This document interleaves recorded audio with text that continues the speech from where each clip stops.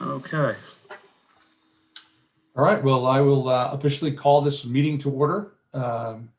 Quite a big agenda tonight, so we'll kind of get right to it. We have kind of a, one of those, I guess it's about annual. We get the opportunity to make some appointments and promotions in the Irvington Police Department, and that's what we're going to start with tonight.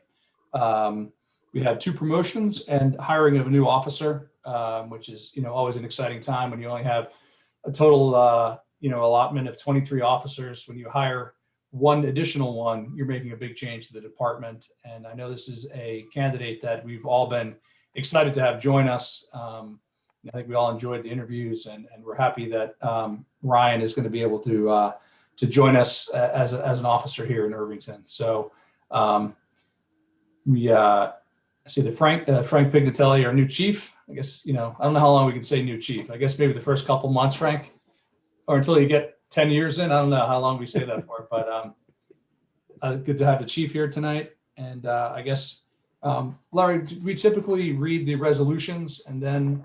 Yeah, why don't you run through the 3 resolutions? Sure. And then, just because it's awkward with the Zoom stuff. So I agree. So why don't I read all 3 of them? Then I'll make a single motion, or should I do a separate one for each?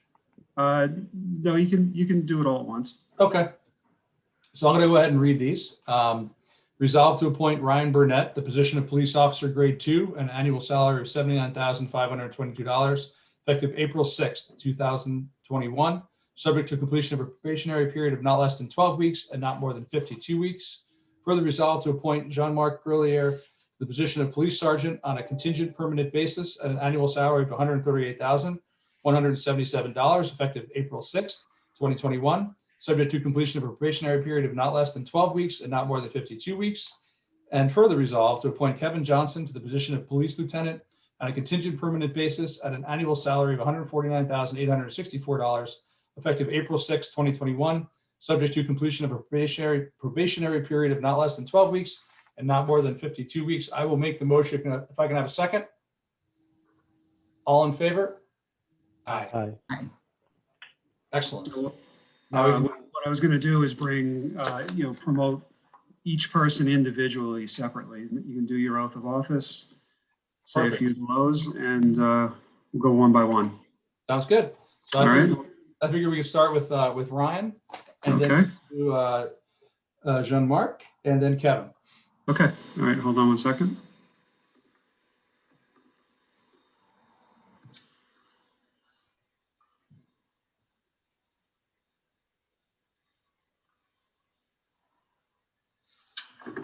Okay. Welcome, Ryan. Evening, Ryan. Hello, everybody. How's my audio? Sound good. You sound good. So again, congratulations. I'm glad you got through the gauntlet of Westchester County paperwork, and now you're finally joining us. Now the easy part. Yes, they were very mean to me. So it is kind of weird to swear people in, via Zoom, but we're also going to have a small ceremony, hopefully later this week, Larry, if we can. But we'll do an in-person one as well, so we can take some pictures and that kind of stuff. But we do what we can and we adapt, right? So, so if you just want to raise your hand, you raise your right hand and repeat after me. I, Ryan Burnett. I, Ryan Burnett. Do solemnly swear.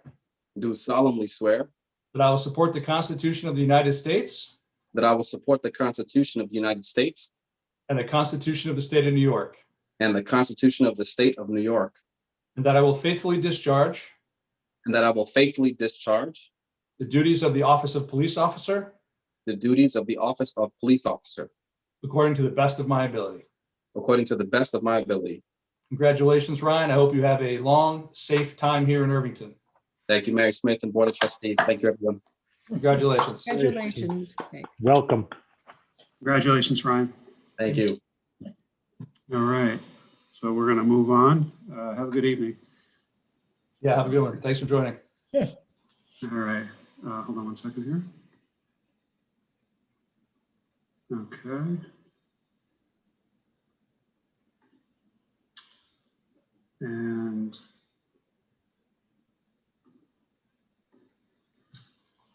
next. There we go.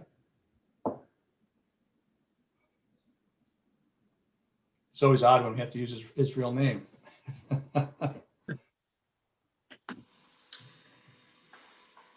How are you? You're muted, but Sorry about that. Hi, everyone. there you go. How are you? Well, Welcome. thanks for joining tonight as well. Thank you for having me. And congratulations on your promotion. Thank you. You know, it takes a little bit away when we're doing it in Zoom and you're in the back of the police department and your family's not here, but hopefully we'll get to do something fun where you get the recognition you deserve. So, Thank you. But until that day, we'll do it on Zoom. So if you want to go ahead and raise your right hand and repeat after me. Sure.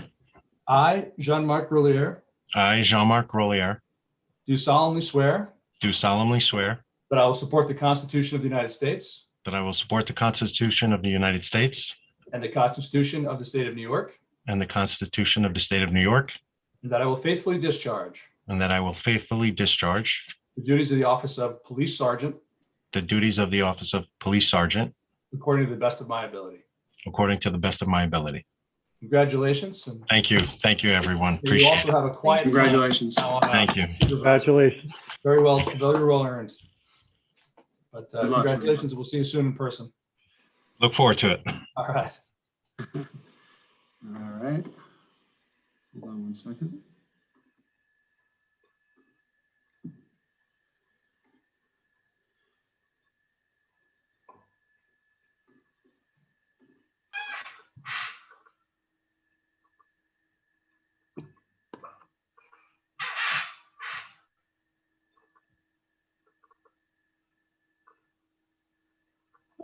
There he is. Hey, everyone. What's up, Hey, Kev? Kevin. Thanks for being on tonight as well. And again, it would have been a lot nicer to have Kim here as well and the girls, but we do what we can. Until that day, we'll take what we can get. Sounds So if good. you want to go ahead and raise your right hand and repeat after me. I, Kevin Johnson, I, Kevin Johnson, do solemnly swear do solemnly swear that I will support the Constitution of the United States that I will support the Constitution of the United States and the Constitution of the State of New York, and the Constitution of the State of New York, and that I will faithfully discharge and that I will faithfully discharge the duties of the office of Police Lieutenant the the duties of the office of Police Lieutenant according to the best of my ability. according to my best of my ability. Congratulations, and again, be safe. And I hope it's fulfilling for you as it will be for us to have you in such an important role, Kevin. And again, you've earned it over all these years, and we couldn't think of a better guy to have in the role. So Thank you, Larry. congratulations. Thank you, Larry. Thank you, board. Appreciate everything. I look forward Congratulations. to doing it again in person. Thank you very much. Well done. Welcome. Congratulations. Nice. Okay. All right. Next Frank, up, thank you for joining them up on stage. Yeah, thanks, Frank. Have a good All right. meeting. We'll see you soon. Thank you. All right.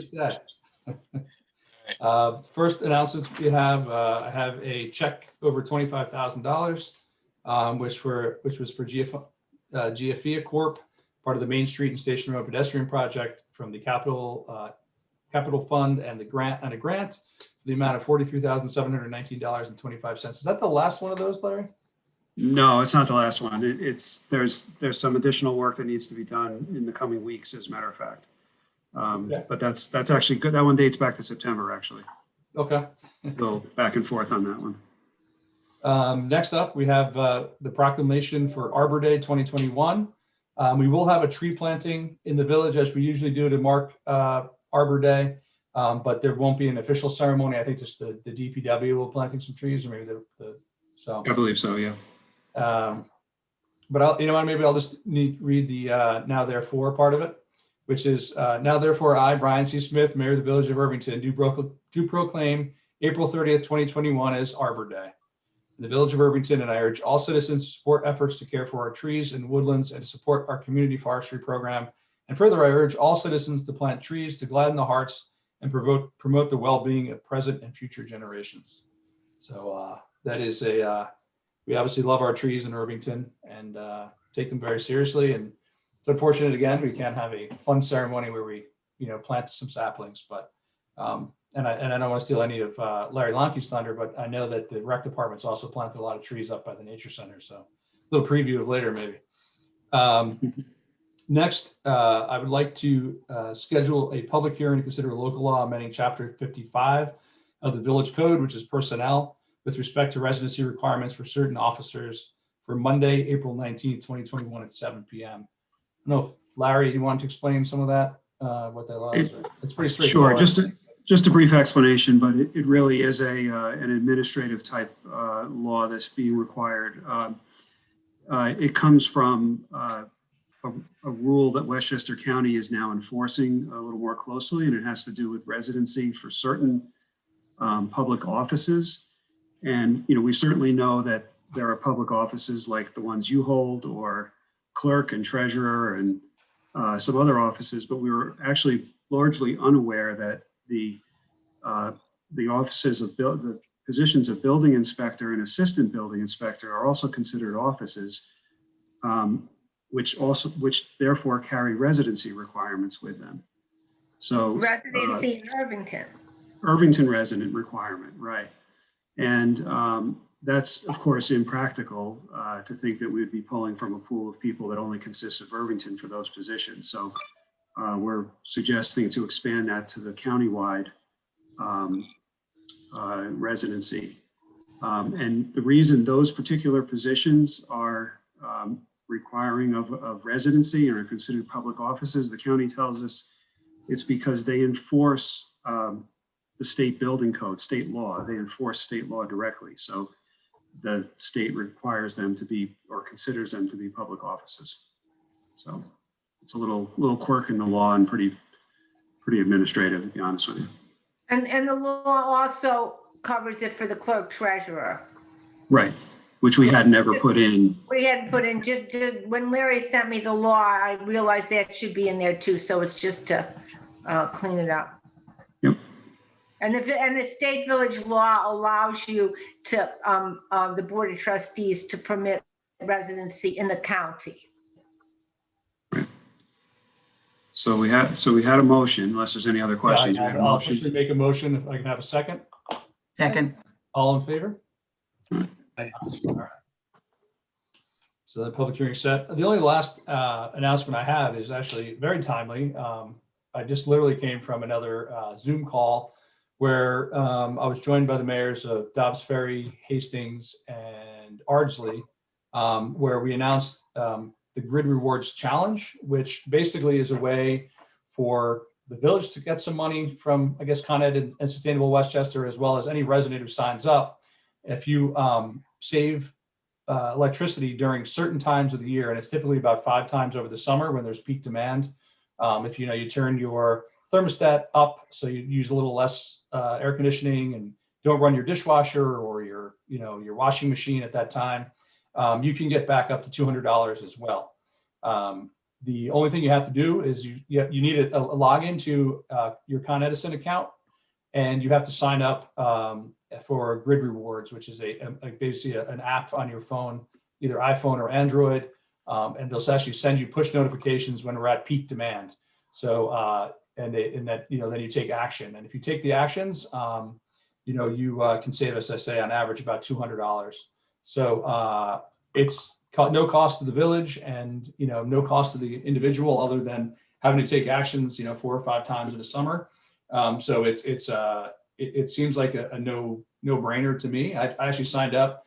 I don't think I ever had a Con Ed login, so I had to set that up, and that took about 5 minutes. But the rest of it took less than 5 minutes, so it was less than a 10-minute process to sign up. And now I'm looking forward to not only protecting the grid during the peak demand, but saving some electricity, and which is obviously green, and then make some green for myself and for the village. So we are having a competition among the mayors to see who can have the most people sign up. So I always, my bulldog pride comes out when I'm challenged by the other mayors. So I will be trying to spread the word. The Green Policy Task Force is going to help spread the word. I think Nikki Coddington came up with the term energy catalysts to try to get people to save money and save electricity. So it's just kind of a fun little thing we're doing here that has some nice benefits, as well as you can make some money. So I don't see any downside. Brian, what's it called again when you go to the Con Ed site? It's actually a separate, it's just to sign into Con Ed, you need that login. And then it's called Grid Rewards, which is actually a separate. Grid Reward, okay. Rewards, yeah. It's GRID, grid. Correct. Grid. Grid Rewards, yeah. I think we sent an email today, Larry, a blast. Yeah, just for the event, but we'll obviously put We'll send much some more more. information out.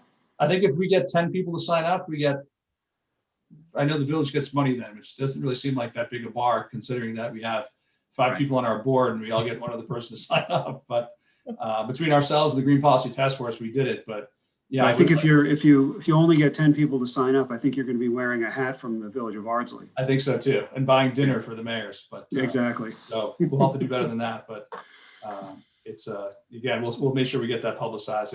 We have started today. You have to sign up by April 30th, so we have some time. You have to sign up by Arbor Day.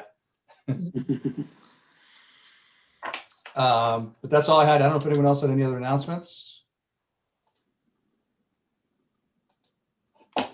Okay, so if not, I will move on to correspondence. The first 3 pieces of correspondence kind of relate to the last meeting, and the first letter is actually received after the cutoff, but we were including it here to have it in the official record from Lori Regan.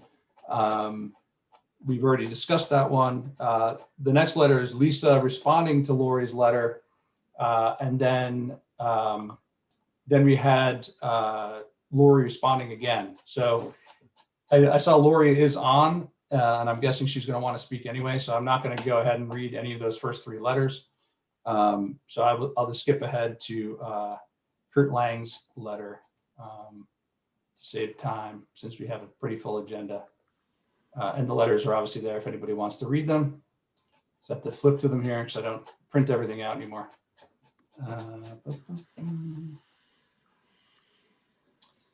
This is from Kurt Lang. It's about Matheson Park. Hi, Brian. My wife and I have lived in Irvington for the past 6 years, and we frequently visit Matheson Park.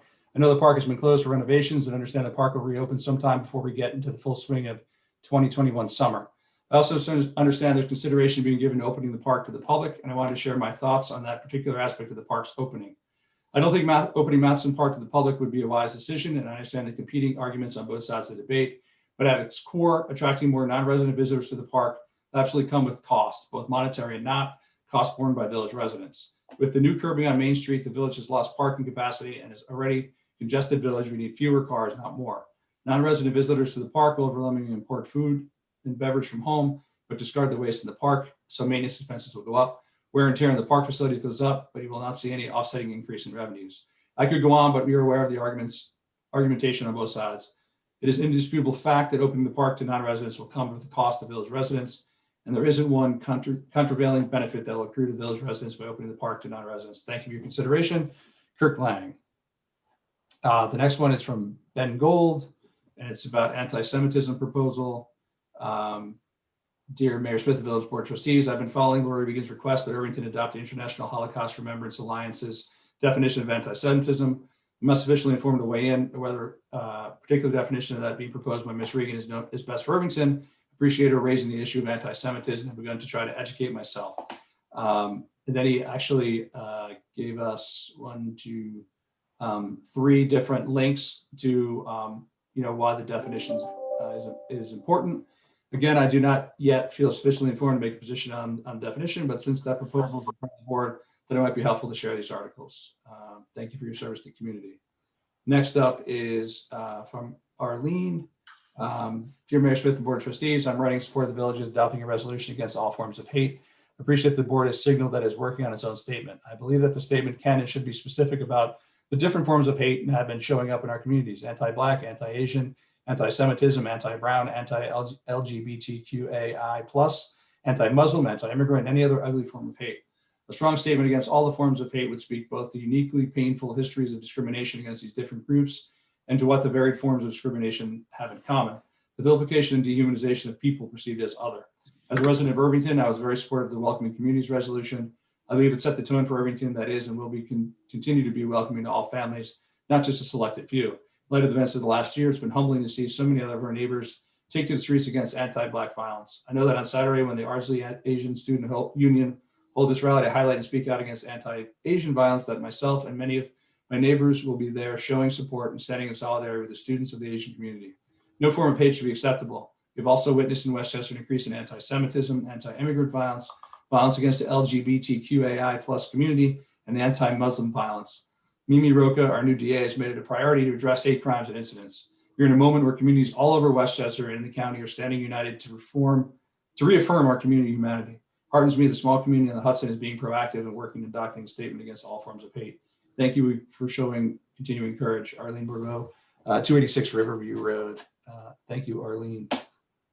And that is it for public comment. For correspondence. And now we will open it up to public comment. And I will, before we do that, I will say that please limit your comments to 3 minutes, as we do have a very full agenda tonight. Felix, one of our new frequent attendees. We're glad to have you again, Felix.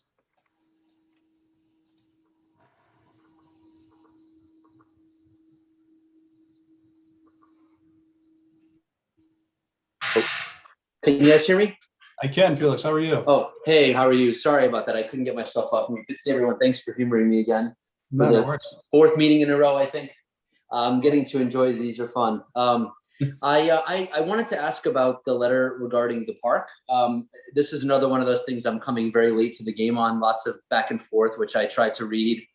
And my question is, it does seem like, at least my takeaway is that the folks that want to open the park think it's important because it's in some ways symbolic, because it's not like there aren't other publicly available parks that are in our village and other villages, but they feel that it sends a message that we're exclusive. That's my take. Maybe I'm being unfair. And the folks that don't want to open it are, again, legitimately concerned about the potential costs and nuisance factor. I'm curious whether there's any kind of, whether the village would consider some kind of conditional reopening of the park to the public, rather than something that can't be rescinded, so that we could actually see what kind of effect it could really have. Does it make our costs go up?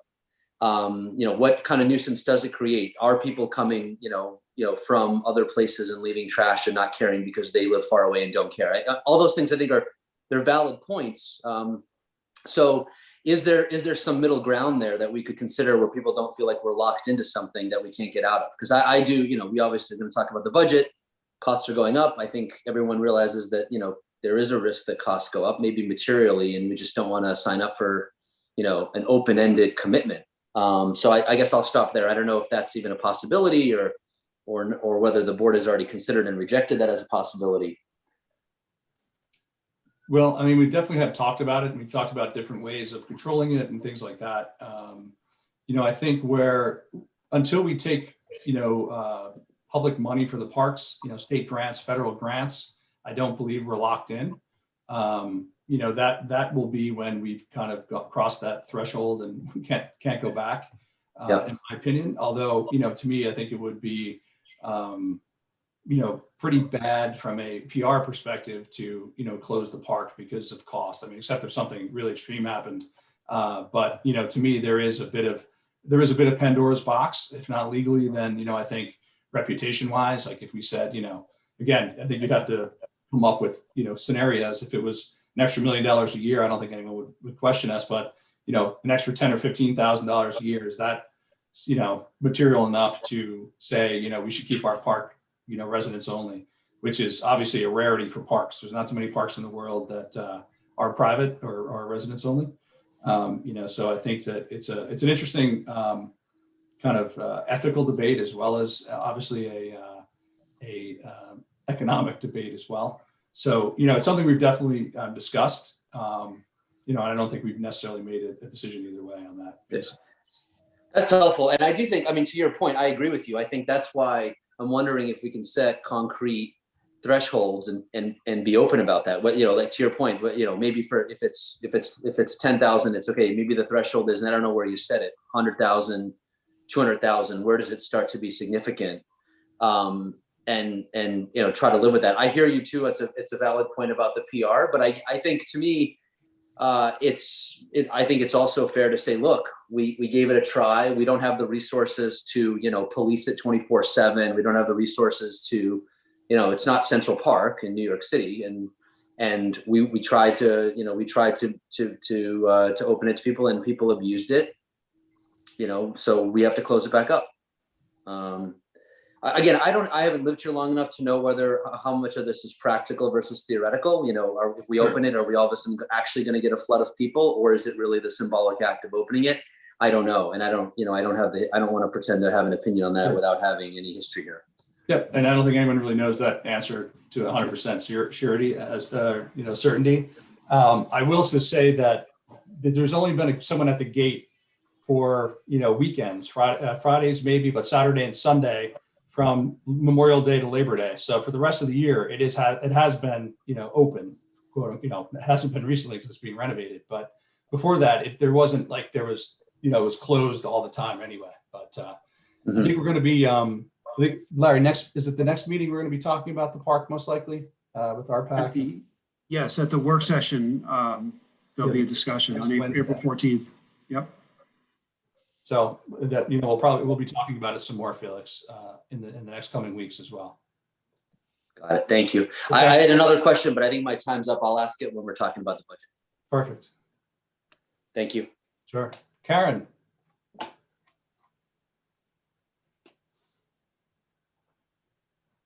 Can you hear me? Yes. Thank you. All right.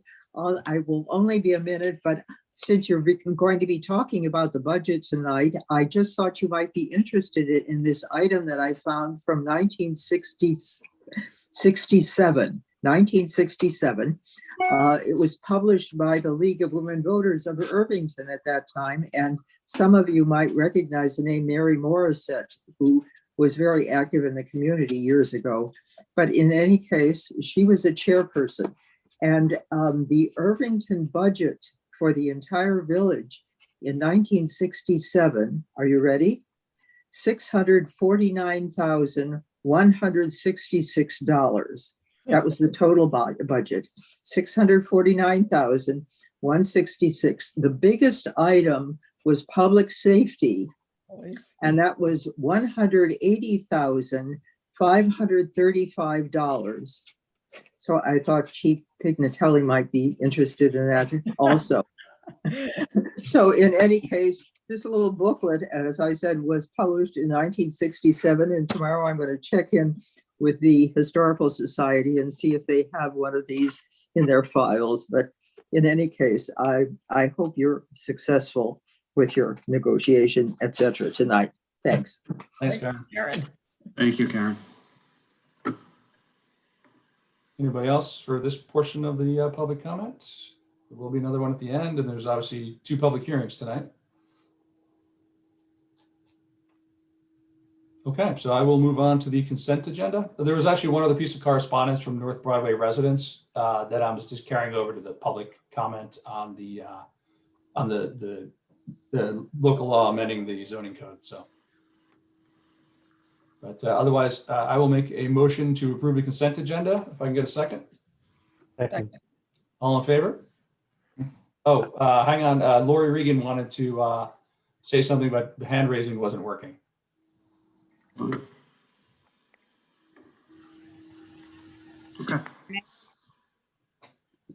Hello, can you Hey, hear me? Lori, we can hear you. Yeah. Thanks, Brian. I don't know why it wasn't working, but I No do. worries. It's Zoom. It's all new. I appreciate the couple of minutes. I'm not going to obviously go into all the details that I sent in my lengthy letters. I just wanted to mention a couple quick points. Thursday is what is known as Yom HaShoah. It's Holocaust Remembrance Day. It's when Jews mourn the systemic murder of almost the entirety of European Jewry to the tune of 6 million Jewish lives. We don't mourn the founding of the state of Israel, which is the only place in the world where we are all truly welcome and safe, as Ms. Gen does when she joins with, I consider them terrorists and other Israel haters, in mourning the state of Israel's birth, as is done on Nakba Day. I think that Ms. Gen, though, and her arguments have caused me to get into the weeds on political arguments, which is unnecessary and not at all what I intended. So I'm going to avoid all of what I consider, again, falsehoods in her letter to the board. as she ignores Jewish historical, legal, and biblical rights to our God-given homeland. I made the request that Israel join with towns, cities, states, countries, universities, corporations, and other institutions across the world, including the United States government, to adopt the International Holocaust Remembrance Alliance's definition of anti-Semitism. Someone just sent me the press release for Sharon, Massachusetts, which proudly announced their having adopted the IRA definition ahead of Yom HaShoah, something I had hoped that Irvington would have been able to do. Instead, this has, for some reason, been turned into a political issue for no reason other than the fact that someone who mourns Israel's founding doesn't want to be labeled an anti-Semite. And I don't know if Ms. Genn is an anti-Semite. If she's not, I don't know her. But I can only say that she is entitled under IRA to legitimately criticize Israel without being called an anti-Semite. She can also, she's entitled, even with IRA being passed, to attack Israel in very anti-Semitic ways without her speech being shut down.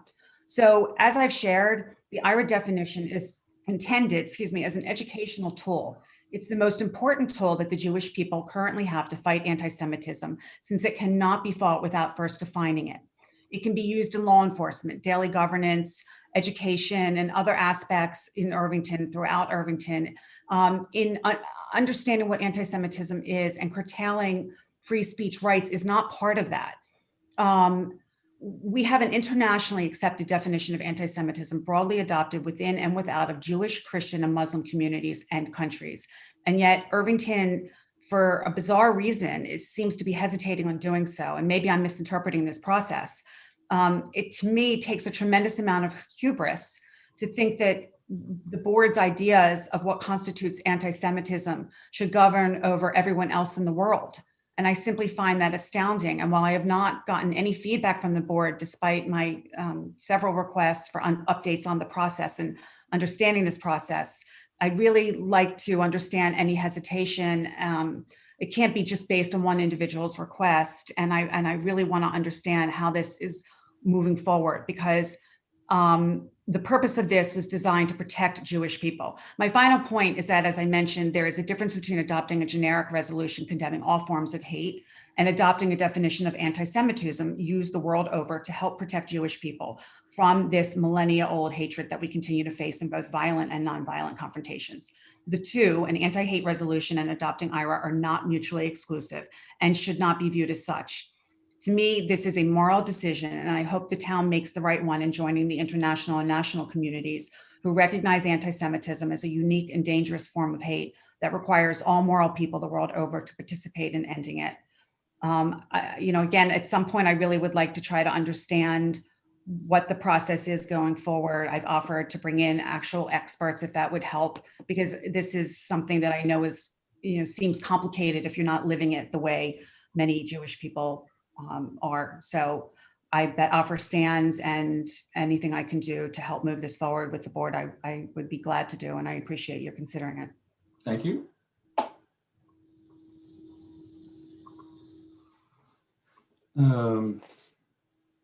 So the consent agenda is done. And we'll move on now to, I'll make a motion to open a public hearing to consider the 2021-2022 operating budget. I can have a second? All in favor? Okay, we're open. Not with a lot of enthusiasm, but we're open. Brenda, do you want to give us a quick recap of where we are? I mean, obviously we have the presentation. I don't know if, yeah, I figured Larry would share it.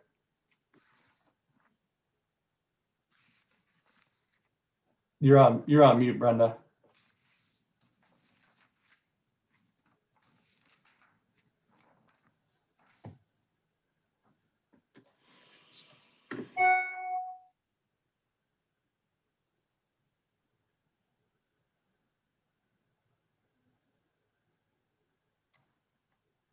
Okay.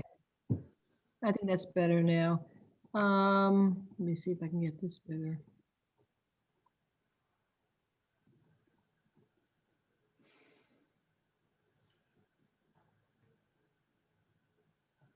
Here we go. Okay, I'm in the share screen mode here. Okay. I think we're. Can you I'm hear? sharing. I'm sharing my screen, Brenda, that's Oh, why. you were, I didn't realize that. Okay. Yeah. That's fine. Dueling screens. Okay. Yeah. That I didn't realize. Okay, now I Yeah. see just, The tax rate summary is up. yeah, okay. The only confusing thing for me is I lost my, I'm gonna.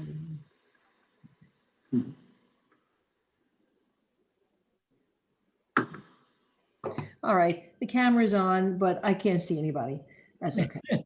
All right, let's talk about here the summary of our tax rate. I had done one, the total expenditures. We'll start on the top line. It's the easiest way. Looking at the column for 2021 to 22, our total expenditures are up by $157,000 for a total of a little over $19 million.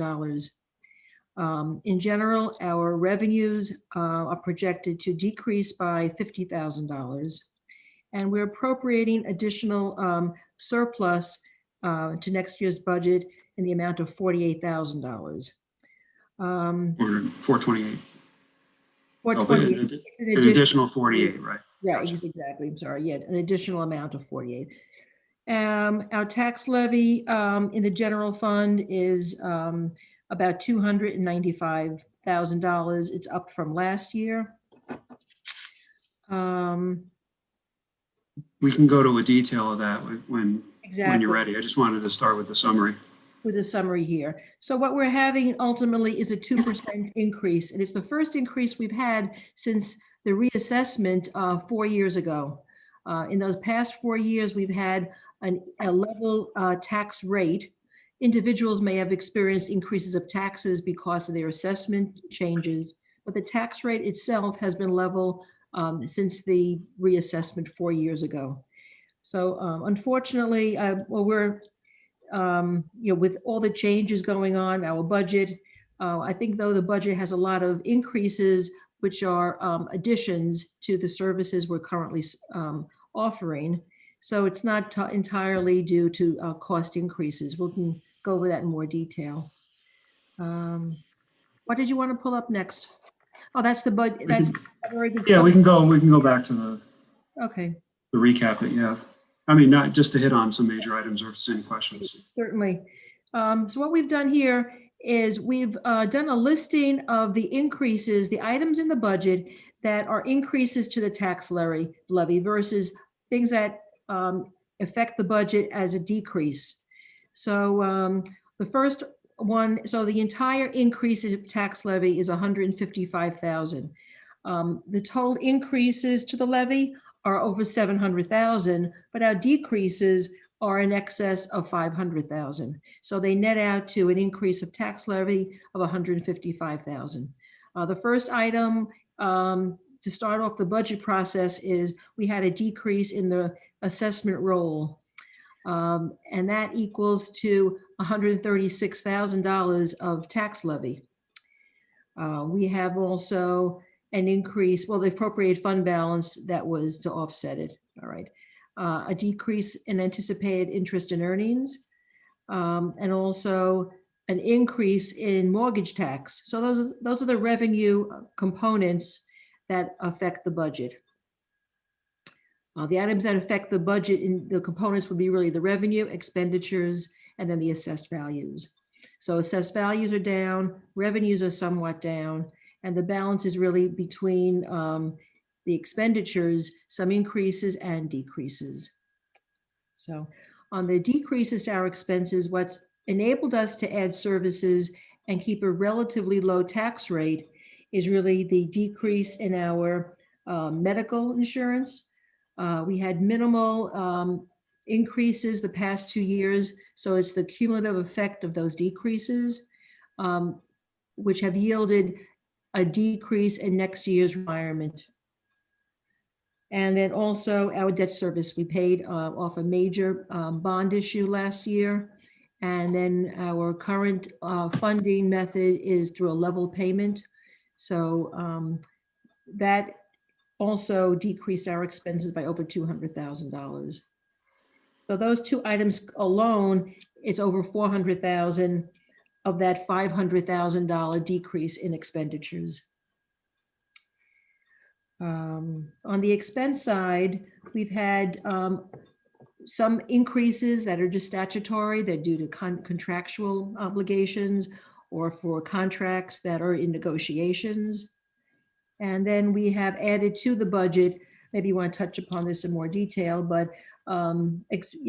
increases for a full-time naturalist at the Nature Center, and then also staffing for Matheson Park, and some more items for the new park complex.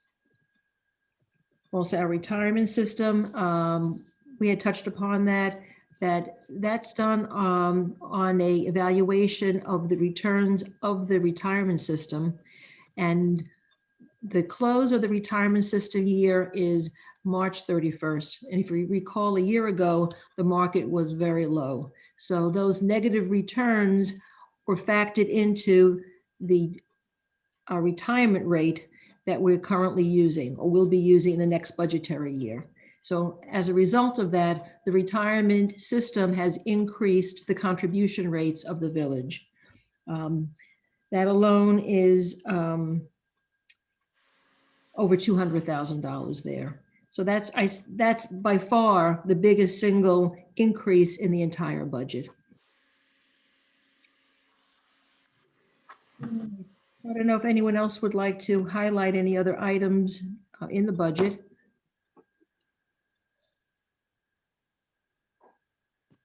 I mean, we've obviously, as a board, discussed this, I guess, since January. I think we had our first budget hearing in January. Is that right? We obviously, it's always a kind of a fluid situation, as we know. We don't get our assessment until kind of late in the game. I think that was end of February, something like that. We get our assessment. No, we get it. We had a projection and it did not look promising back in January. Yeah. And we received the final one, which was even lower, on March 1st. March 1st. Okay. I thought it was end of February, but close enough. That's about when we're trying to wrap things up. So, again, I'll probably reiterate our thinking, or my thinking, every year as we approach this. We try to, throughout the entire year, find ways to save money. And I think that, Brenda and Larry have done an unbelievable job working with our department heads to have them be budget conscious all year round. So if they can figure out ways to save a few $1,000s, in July, that's, just as valuable as saving a few $1,000s when we're in the budget process in January and February. So, I think that the budget has become front of mind for everyone. I think it's become a real discipline here. Our goal at the end of the day is to have about a rate of inflation increase or less, budget increase every year. We obviously know that, with the reassessment, when people kind of had to start paying what the town of Greenburgh said things were worth, it really kind of hit people's pocketbook hard. As well as this year with COVID was obviously a difficult year for many. Some it was a boom year, but for many people it was a difficult year. And there's certainly uncertainty for everybody. I think, we were able to, as you say, cut costs where we could, but, definitely revenue hits where we, couldn't really prevent them. I think at the end of the day, our use of some additional, fund balance is really, giving people back some of the taxes they've overpaid in the past to help offset some of the gains this year, especially because we're hopeful that our assessment will go back up now that we've kind of had, some additional strong real estate, year, really, not just months at this point. We're hopeful that will bounce back, and there were some kind of one-time hits and some, and we're always fairly conservative. I think we should point out that we did end up with an additional surplus last year. So, we're always in a very, strong financial position. Again, we consider this to be a very sustainable budget. There's not, a lot of gimmicks and tricks in it, which are easy to do. I think if anything, in the last 10 years, we've taken on a lot of recurring costs and put them in the budget where they belong, whether it's, adding the police car that gets replaced every year, or slowly adding in the recurring, road work and paving work that gets done every year. I think that we've been very prudent about adding that back in, where it belongs really, without taking on any interest and things like that for it. So that's kind of my overview of it. I don't know if anybody else on the board, wants to talk about it. I think this is a very thorough process. We take every increase and every cut, to heart and seriously, and try to figure out the effects. Again, I'd like to really thank the department heads as well as Brenda and Larry for getting us such a good budget, a healthy budget, really want to hear from the public if they have questions on this, but, obviously hear from our board first. If no one from our board wants to say anything, because we've talked about it enough, then I will open it up for public comment. I know Felix wants to say, Felix has his hand up.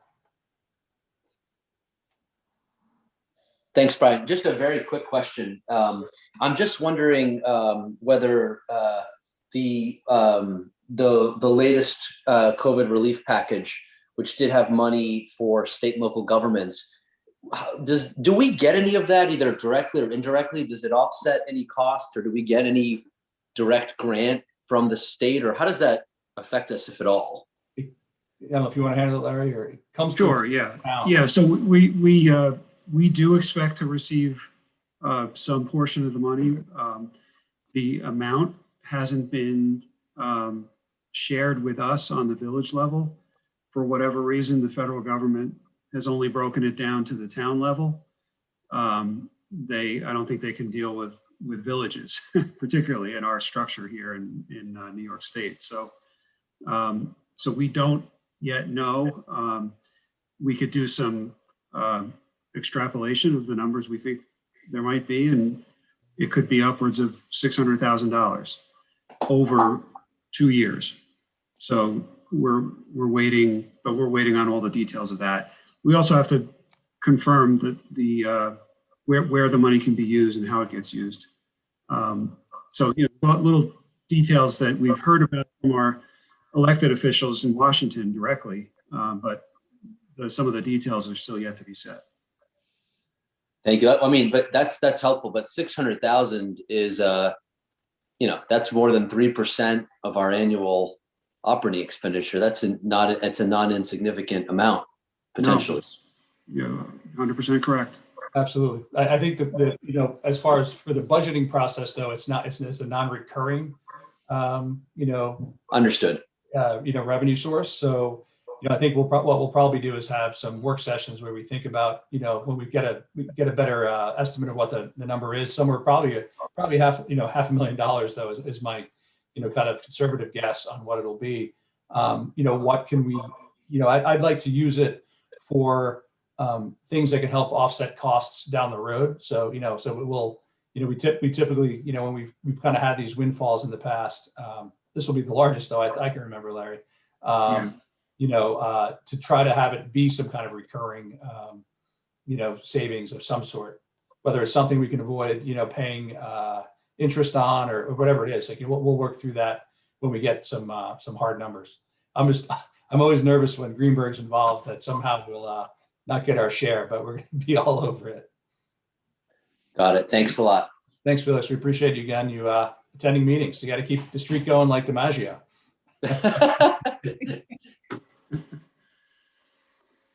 Anybody else from the public? Questions or comments? One thing I will add is that this is obviously our operating budget, which is how we operate the village. The other main item we have is the capital budget, which are the bigger ticket items that are, buildings, large equipment, big projects that we have to finance. And that we usually start talking about that in May. But this one actually has a lot of, the operating budget has a lot of statutory requirements and restraints and timing and things. So, that's why we're having this public meeting tonight. We have to have a public hearing about it. Obviously, we'd want to anyway, but our other meetings have been in public as well. But this is the official one. So we have to, when's the last date we can adopt it, Larry? I think you have all the way until May 1st, but the public hearing needs to be held and closed by April 20th, I believe. Okay. Or Yeah, thereabouts. so this is all by, I think, New York Village law. Is that what runs it?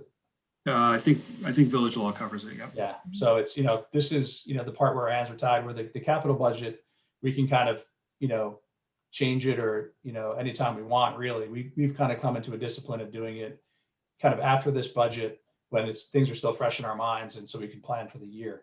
And before the construction season. True. Yeah. If we want to get something done, we try to get it done when it's, quieter around town. So that hasn't always worked, especially when Con Ed tries to come in and do theirs as well. But anybody else? We may want to add that there are two more funds, our water fund and our sewer fund, and the water fund will not have an increase in rates this year. Yeah. And the sewer fund has I think a 2.5%, something like that. A 2% increase. 2%. And the sewer piece is obviously the tiniest piece of anyone's bill. But we're very proud of our water fund and how that's been doing.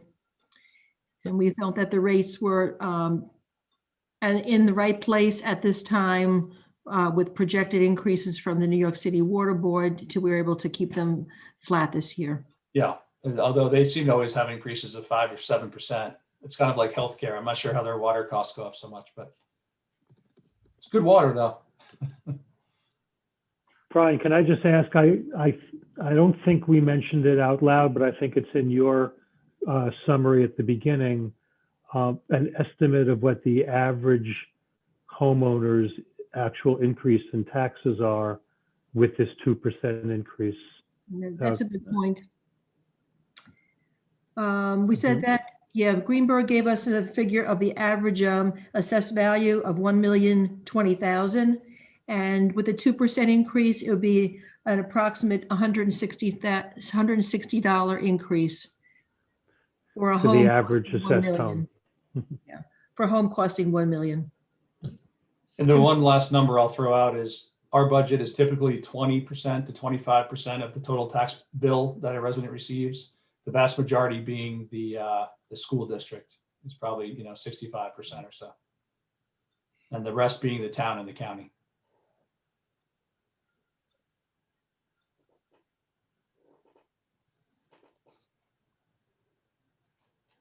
Well, if there's no further questions, I'm actually happy to close the public hearing. If I can have a second. Second. All in favor? Aye. Let's see. So we're gonna, just so you know, the resolution is structured kind of as a shell, because obviously you had the ability to make changes at this point if you chose to or not. And you can see here that we put in there that it was bracketed to continue on another date, but you didn't do that. So I think it's good to go if you just leave out a few of those contingent items. Pretty much any brackets I'll leave out. You want to scroll down for me as we go here, and I'll read it from your screen rather than going to my other one? Yeah, sure. Absolutely. All right.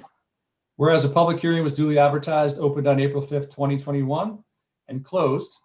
And whereas the tax rate for 2021-22 shall be set at $7.9709 per $1,000 of assessed value. Now therefore be it resolved to adopt the 2021-22 village operating budget with the following modifications, not applicable. Further resolved, the sewer rate shall increase by 2% effective for billings after May 31st, 2021 as follows: inside the village, CCF sewer up to 152 cents and sewer over 100, $1.37, excess up to 0.037. Outside the village, the sewer is up to 100 is 0.87 and the sewer over 100 is $2.15. So if you scroll down, Larry, for the water. No, that should be it. There is no change in water. Oh, that's right. So there's not anything. There you go. I will make a motion if I can have a second. Second. All in favor? Aye. All right. Well, that was Thank you. Brenda and Larry. Thanks again. Brenda now goes off to Mexico for 6 weeks. Yeah, the work starts. It's like the end of busy season, and then you have the audit, right? That's what. Correct, yes. We have a date already, July 12th, week of July 12th. Okay. Next is the continuation of the public hearing to discuss the local law amending the Irvington zoning code to create the multifamily office district. I do have that one letter, but I have to flip back to, hang on 1 second. Actually, we'll see if anyone would like to speak. Otherwise, I will find that letter. I was gonna say, I can bring it up on the screen if you want, but Yeah, I could probably get it here just as quickly. Probably not. oh, here. No, I'm very close now, Larry. Okay. It's the last letter. That's all I need to know. Here we go. Proposed multifamily office district. Dear Mayor Smith and trustees Keough, Silverberg, Lonkey, and Gilliland. We thank the members of the Housing Committee for the recent memorandum responding to our letter of January 15th. We expect to address their comments in detail shortly. In the meantime, we offer 2 general observations about the committee's feedback. First, we were puzzled that in a 16-page response memo marshaling dozens of sources, the committee never managed to answer the one explicit question posed in our letter. What proportion of Irvington's housing should be affordable to households earning 80% of AMI? This is not an unfair question. After months of deliberation, the committee has presumably had enough time to develop at least a tentative answer. Whereas in an idle question, the answers needed to identify what problem is proposed zoning is attempting to solve and to access and assess how effectively it should do so. We hope the committee's forthcoming recommendations correct this oversight. Second, while the memo repeatedly defends the rezoning on the basis that is permissible, they also articulate what makes it optimal, i.e. the best choice for Irvington in light of the interest at stake and the alternatives available. We respectfully remind the committee and the board that as proponents of this massive change to the village's grand gateway and surrounding neighborhoods, the burden of providing supporting evidence falls on them. As much as the welcome the review of the data in our letter, quibbling with our evidence is no substitute for committee making affirmative case of its own. The committee examined the board's proposal with the same energy it brought to our letter. Suspect it may join in us concluding the proposal's effect on affordable housing simply does not justify its considerable impact on Irvington's traffic, taxes, schooling, and character. Sincerely, Peter and Simona Buderi, James and Kim Raby, Glenn Cashin and Melinda Papila Cashin, Peter and Stefani Fable. So I just didn't want anyone to think I forgot their letter. Dave Smith and Taylor M. Palmer from Cuddy and Feder. So I don't know if you want to start with Dave.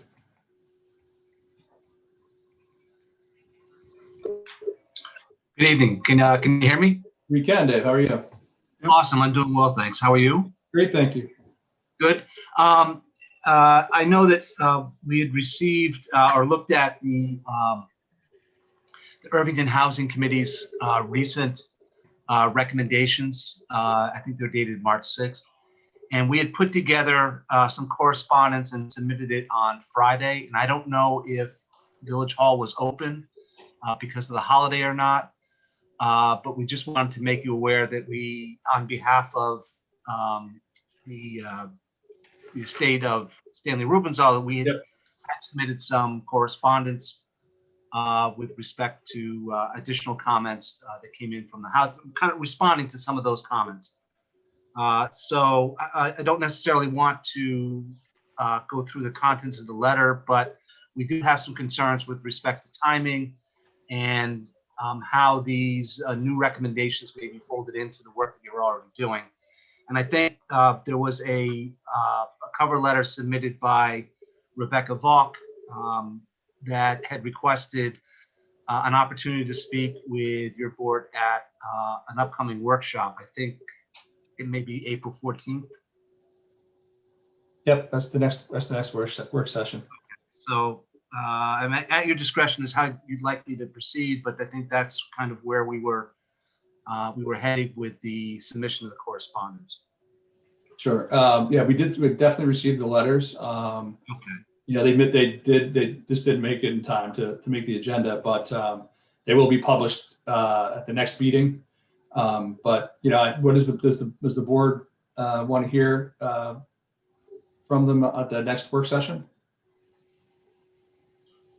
I'm happy to do that. And Larry, I don't think we have that full of an agenda. There's a few things on there.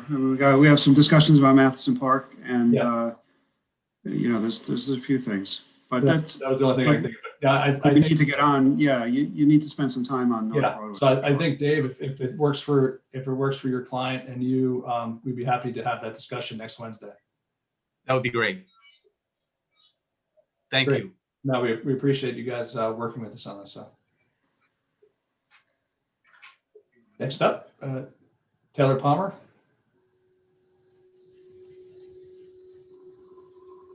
Good evening. Can you all hear me? We can. How are you? I'm very well, thank you, Mr. Mayor, members of the board.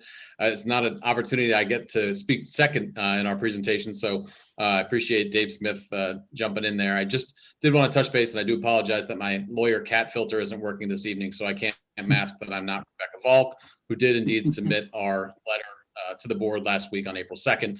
As Dave mentioned, we did submit correspondence, and we appreciate that the board has received it, and hopefully we'll have an opportunity to review it in advance of the April 14th work session. Again, we appreciate the board's offering to present and review some of the comments. I just wanted to highlight what we hope to also discuss at that meeting. In particular, we're hoping to review some of the details from our January 29th and February 11th submissions. Just to highlight, the last time we did work session, or excuse me, the village board work session, the matter was on February 10th.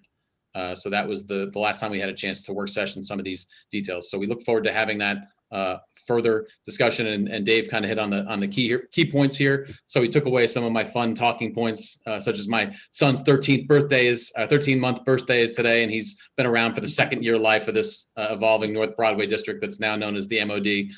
But I promise you all have some good ones at the work session when we see you next week. But we appreciate your time this evening. Everybody stay safe. Good to see you all. And again, we'll see you for the work session next week.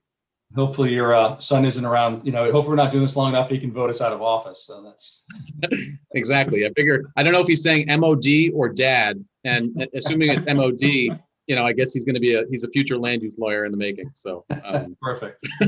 We can never have enough of those. Take care. Thank you. And Felix, I think if you have two more times you speak today, you get a cup of coffee. You just keep punching your card. You're gonna have to give me a quota. Just a quick question, and again, maybe I need to do this at I guess there's an upcoming forum, but I did have a question for you, Brian. You had brought up some interesting points at the last meeting about what, various outcomes with this property. And one of the things that caught my attention was, on the discussion around taxes and what the likely tax effects are of different outcomes. You had mentioned that if the property is acquired by a nonprofit, then, strictly from a tax perspective, regardless of what they use it for, that's kind of the worst outcome for the town, at least financially, yes. Financially, yeah, exactly. I'm just wondering, do we have, again, and I'm just saying, I asked him hypothetically because I realize this is a loaded question. Do we have any ability to influence that? In other words, is it considered discriminatory to select a for-profit entity that has the same stated goal as a nonprofit entity?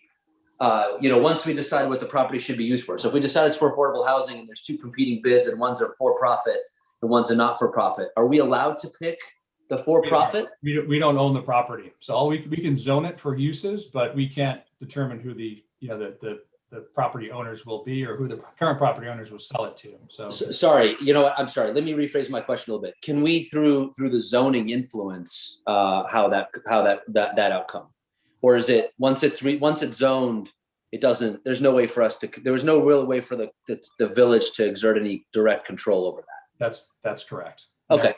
Correct me if I'm wrong, but that's my understanding. There's certain things, like if you said that we wouldn't want to have any religious organizations there, we couldn't do that, Right. Understood. Right. Yeah. It's really just the use itself, who the actual, the underlying corporation or partnership or however they're formed, we don't have any say over. Understood. So as we think about the different outcomes, the decision of how to zone it, again, not taken with a specific view of who we as the village would want it to be sold to, but the way we would agree to zone it probably affects the likely, let's say, buyer universe. So if we go, let's just again use the extreme, if it's all single family homes, very likely to be a for-profit developer. If it's all, affordable, 80% affordable or whatever, and I'm not using the right terminology, then it's likely to be a variety of bidders, including probably some nonprofits. That's a way to think about the trade-off from a tax perspective. I think it's not a bad way to think about it. I think that most affordable housing developers are not true not-for-profits. They're not like a church or a school or those types of uses. Right. They might want some, tax breaks or something, but they're Right. not really straight not-for-profits. Understood. Yep. Thank you. Thank you. Obviously, we're not voting on this tonight, so this will remain open.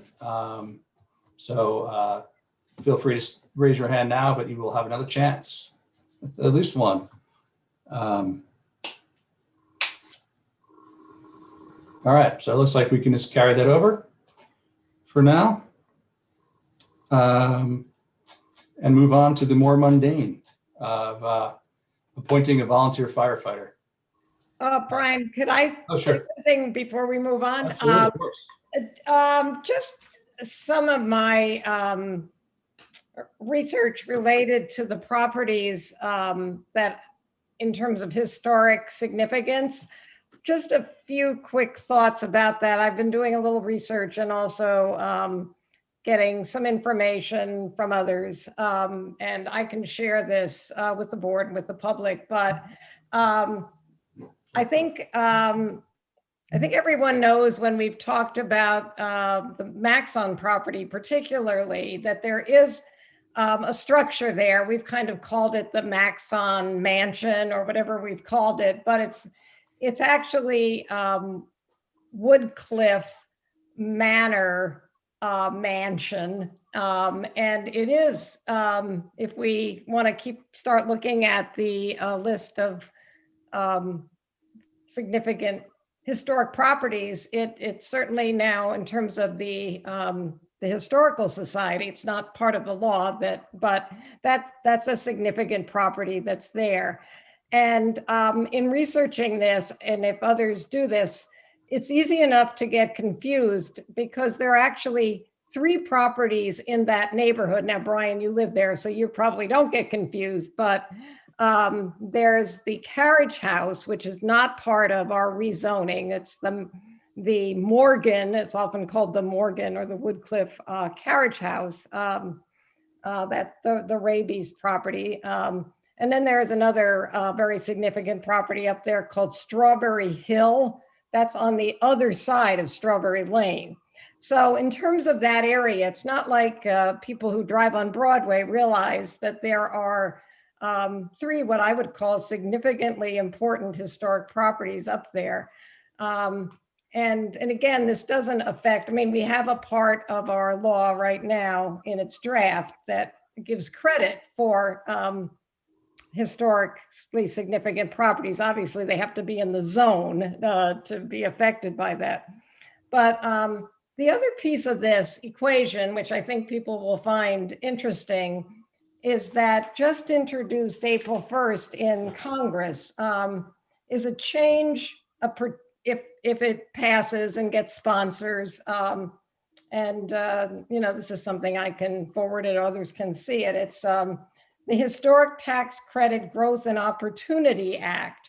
So this would, if it passes, would increase the value of a historic tax credit, which is only applicable if there is commercial use of a historic property. So just to keep this part of the equation in people's minds, that when we've talked about, and we talked about this over the years when the fee property developed, important in the village to many, many people is that concern about the historic character. And I'm just kind of bringing to the awareness of everybody that it's certainly important in the zone and also in that neighborhood with other historic properties. So just kind of an FYI. Now we can go on to the mundane.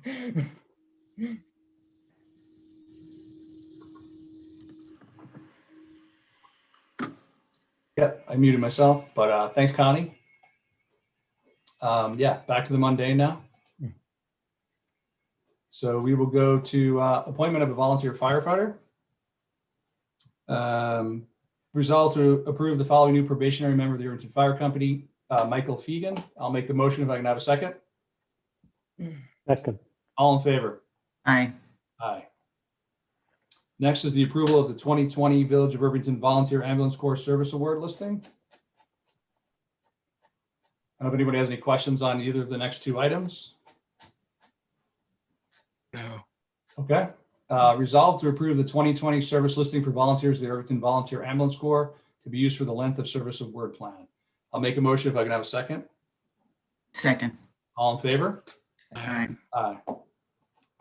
Next is the approval of the 2020 Village of Irvington Volunteer Fire Department Service Award listing.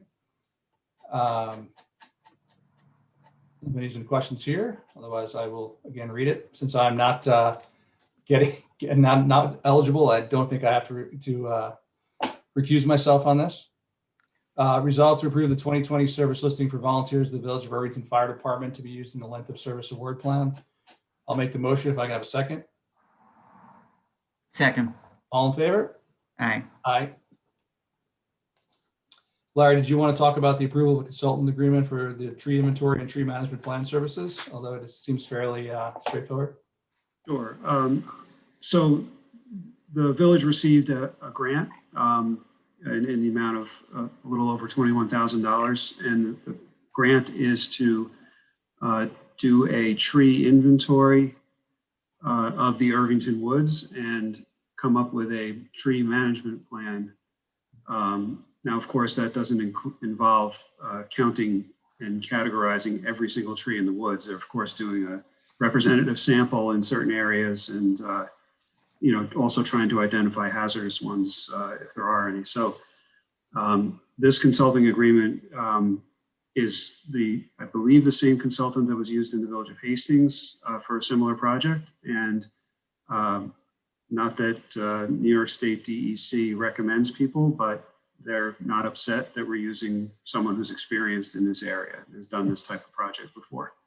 So that's what this represents. And of course, this fits within the grant itself. Great. Any questions from the board?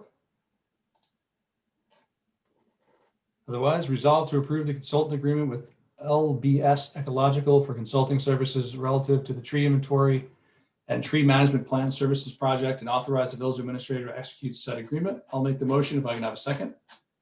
Second. All in favor? Second. Aye. Aye. Great. Next up is reports of boards, standing committees, and officers, trustee liaison reports. Shall we start with Mark? Yeah, I have nothing right now. Okay. Larry? I have a lot. Joe is back. Joe is back, and I have a listing of a number of things, and and these are all important and interesting. The following is the position for all village parks. Police and parks workers are asked to follow this when dealing with the public in the Village of Irvington. In accordance with New York State law, when visiting an Irvington park, you must wear a mask or face covering when you are unable to socially distance from others. Socially distance means that you are able to maintain at least 6 feet of separation from others, not including individuals with whom you live.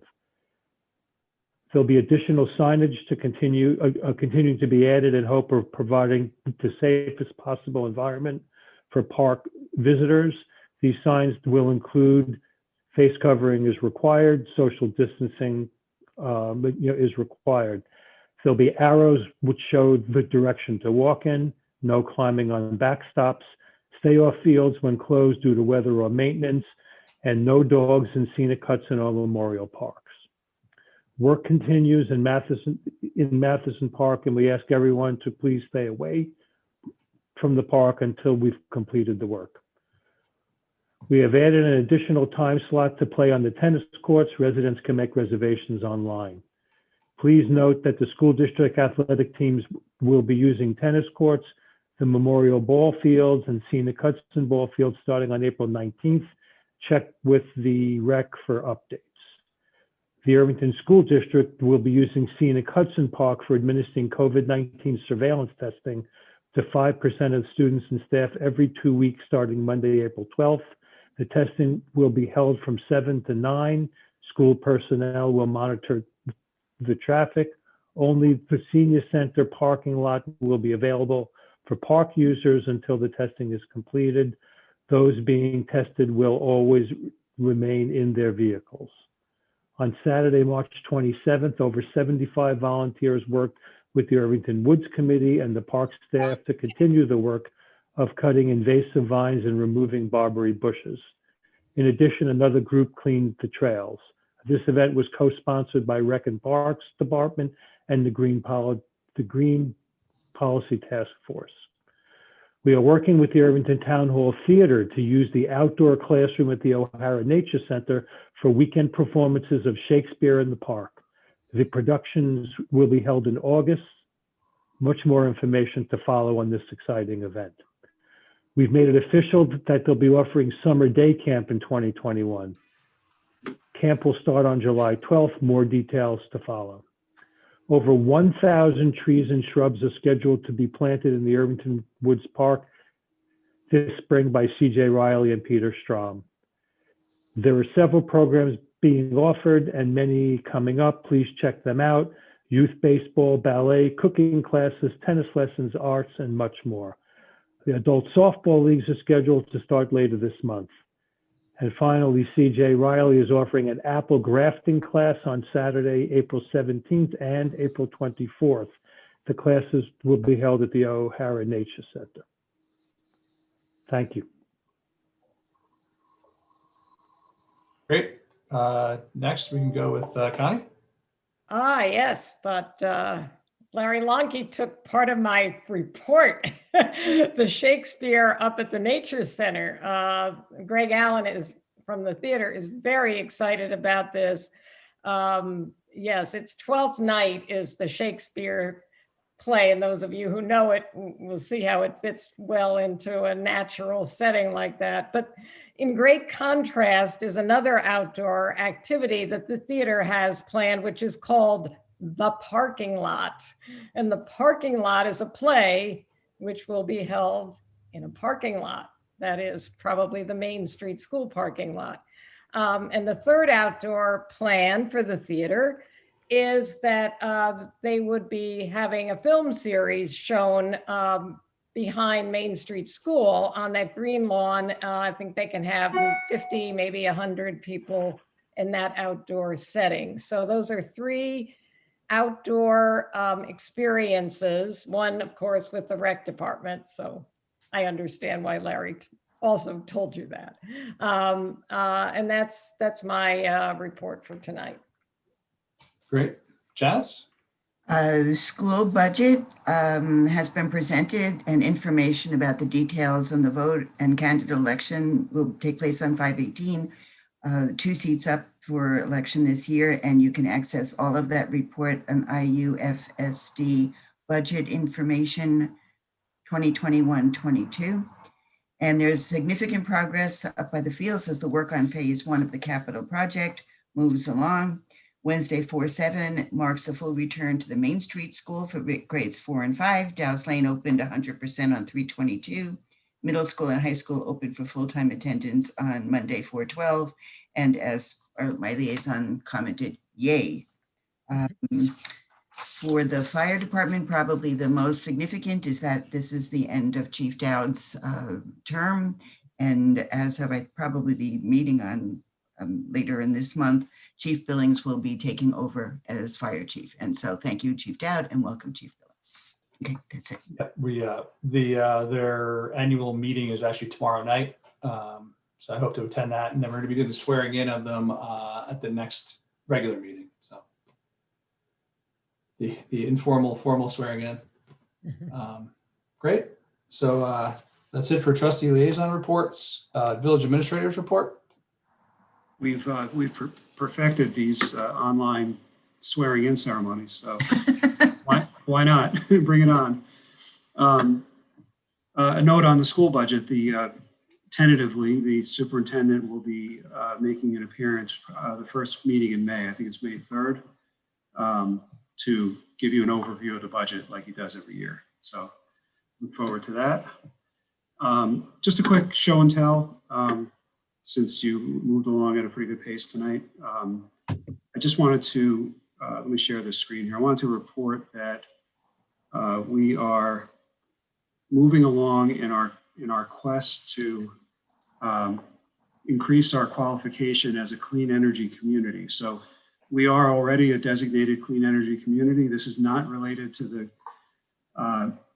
climate smart communities bronze level that we qualified for previously, but this is a different initiative run by NYSERDA. And we have, as you can see on this dashboard, a total of 2,900 points earned. They've restructured their grant program so that as soon as you earn 3,000 points, you get an automatic $10,000 grant. And 4,000 points is $20,000 and 5,000 is $70,000. So it's not insignificant money. We have one submission that's currently being reviewed that is equal to 200 points. So that would put us over the first threshold.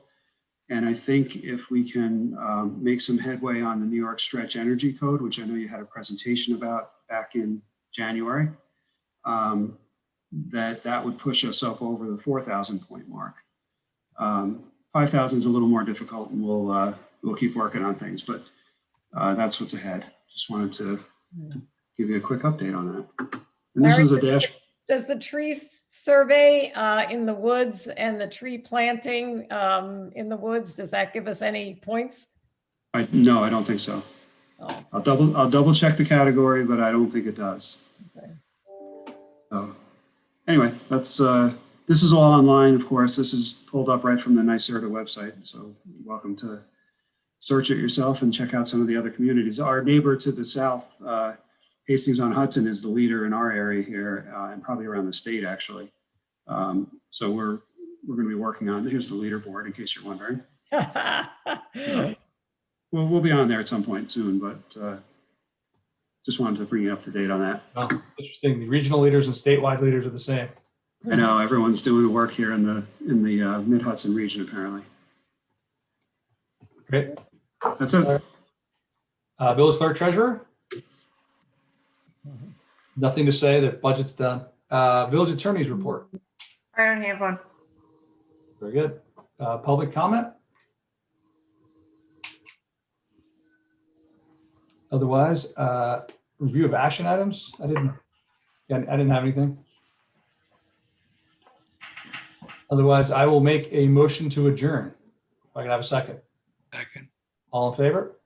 Aye. Aye. You have a link for discussion with Marianne? Yes. Okay. Thank you all. Thanks. All right. Thanks, Felix. Have a good night. Bye-bye. Bye.